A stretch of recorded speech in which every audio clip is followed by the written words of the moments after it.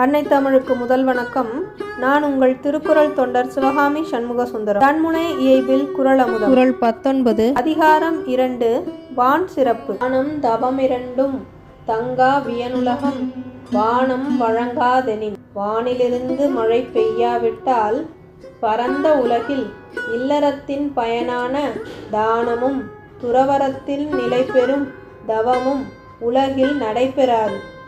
வானம் அழிப்பு வான்மழை பொழிப்பு தானமும் தவமும் தங்கிட பொறுப்பு. திருக்குறளின் அறத்துப்பாலில் ஒவ்வொரு அதிகாரத்திலிருந்தும் 3 அல்லது 4 குறள்களுக்கு தெளிவுரையும் பொருளுக்கு ஏற்றாற்போல் தன்முனை இயைபு கவிதைகளையும் அமைத்துள்ளார் திருக்குறள் செல்வி ஔவை திருமதி ஈரோடு இரா ராஜாமணி அம்மையார் அவர்கள்.